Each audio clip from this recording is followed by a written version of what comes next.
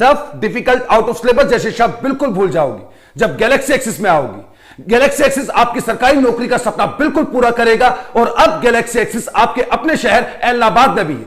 आज ही ज्वाइन करें Galaxy axis Ellenabad. मंदिर में भी पैसा लेंगे, गौशाला में भी लेंगे, लेकिन वोट की ऐसी चोट करेंगे तो सारी उम्र याद रखें। महेंद्र सिंह हुड्डा से पूछना, तो किसान का अगर हिस्सेसी है तो फिर तू बॉर्डर पे क्यों नहीं गया? तू एक दिन भी किसी धरने में शामिल क्यों नहीं? इसका समाधान नहीं। फिर तो अगर ये कहोगा ना हमारे बच्चे कुमारे, तो कहेंगे हमने इनकी शादी का भी बंदोबस्त कर दिया। ये चुनाव के समय बरसाती मेंढक है, आएंगे और जो इनसे आप करवाना चाहोगे वो हर चीज़ के लोग ये बात करें, वो एक वीडियो क्लिप ला करके मेरी दिखाएं कि मैंने कहीं ये कहा हो कि मैं विधानसभा का उपचुनाव नहीं लूँ।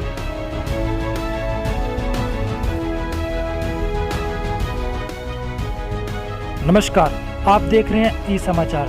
आज एलनाबाद के सेतिया पैलेस में युवा चर्चा कार्यक्रम का आयोजन किया गया, जहां इनेलो प्रत्याशी अभय सिंह चौटाला ने कहा कि यह चुनाव मेरा नहीं है, यह चुनाव मैंने किसानों के कहने पर लड़ रहा हूं।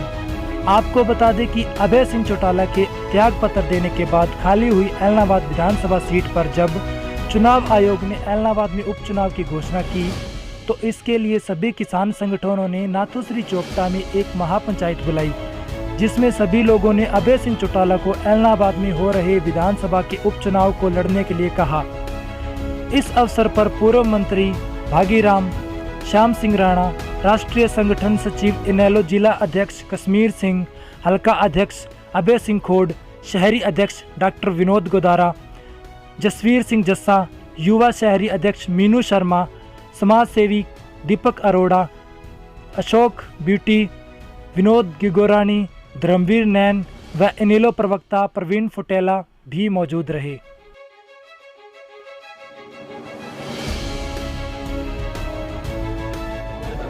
30 तारीख को चुनाव हो रहा है जी, और इस चुनाव के अंदर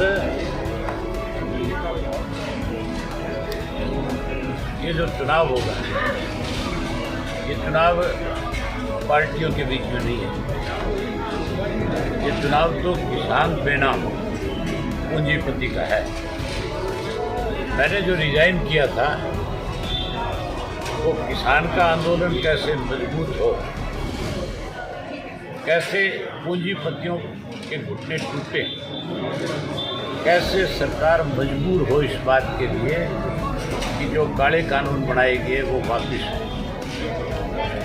इसके लिए मैंने अपना रिजाइन किया था।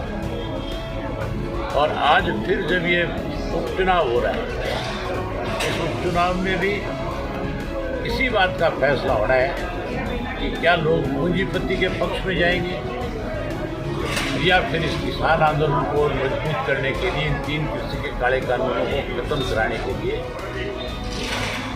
मेरे पक्ष में वोट डालें। मुझे पूरा भरोसा है एलनाबाद के मतदाताओं, उन्होंने सदैव जो है हमारी पार्टी को ताकत देने का काम किया।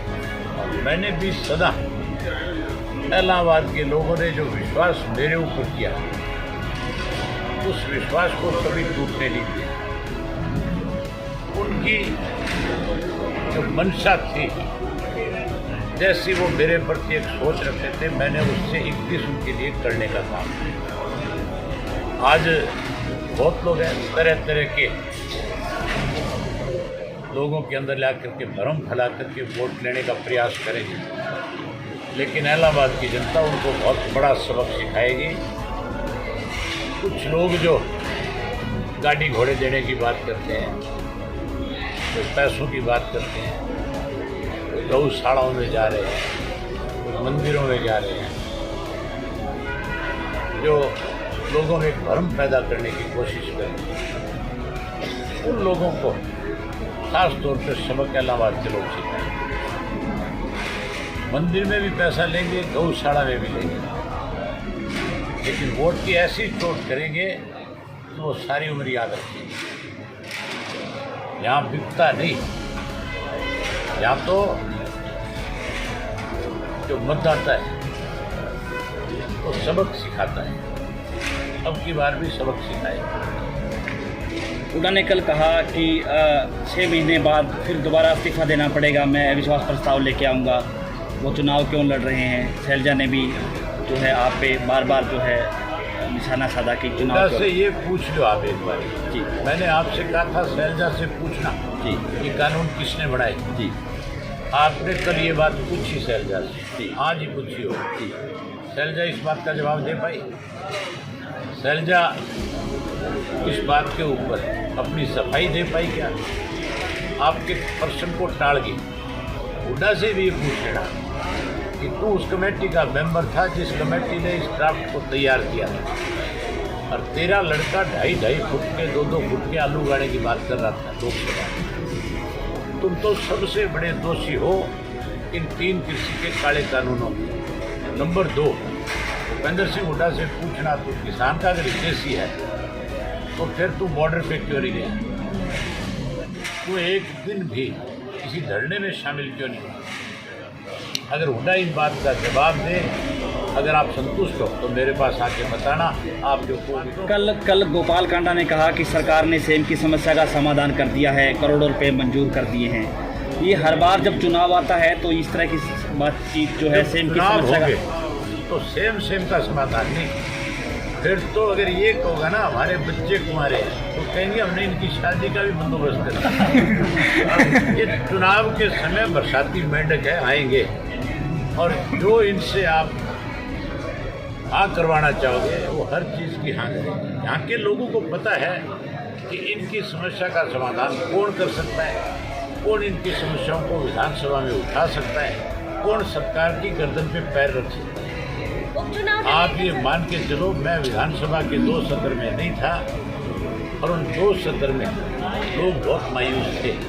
आज हर हरियाणा का व्यक्ति चाहता है कि अभय सिंह चौटाला विधानसभा के सदस्य के रूप में विधानसभा में जाए, ताकि हर वर्ग के लोगों की आवाज़ को अच्छे ढंग से विधानसभा में उठा कर सरकार को मजबूर कर सके। सर, आपने किसानों के कहने से इस्तीफा दिया था, किसानों के कहने से दोबारा उम्मीदवार बन जाता था।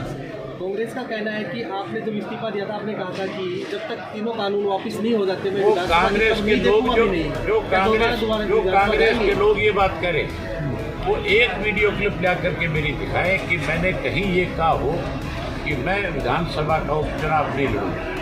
ये कांग्रेसी झूठ बोलते हैं, जन्मजात के झूठे हैं, इनकी आदत है ये झूठ का सहारा लेकर के कहीं अपनी राजनीति चमकाने की कोशिश में लगे रहते हमेशा। आज कांग्रेस का जितना बुरा हाल है किसी राजनीतिक दल का नहीं।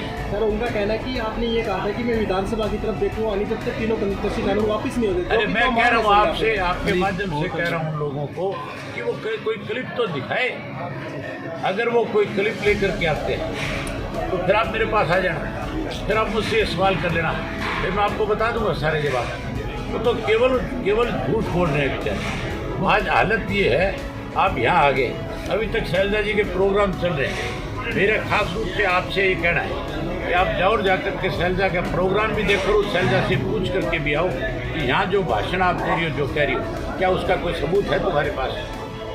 ये केवल झूठ बोल करके सेमग्रस्त करीब 15 गाँव की जो फसलें हैं वो पूरी तरह से बर्बाद हो चुकी हैं। मैंने सरकार से पहले दिन मांग करी है इस बात की कि 50,000 रुपया पर एकड़ के हिसाब से किसान को मुआवजा दे, और अगर ये मुआवजा नहीं देंगे तो मैं जैसे ही विधानसभा में जुड़ करके जाऊँगा, मेरा सबसे पहला प्रश्न ही इस बात को लेकर के होगा कि जो सेम से फसल खराब हुई, जो बारिश से फसल खराब हुई, उन किसानों की स्पेशल गिरदावरी क्यों नहीं करी तो अब उनकी गिरदावरी करके उनको उनकी फसल के पैसे दिए जाए। गांव में स्कूलों में भी पानी भरा हुआ है, जिस तरह शक्कर मंदोरी, रुपाना, बिश्नोइया, गंजा रुपाना।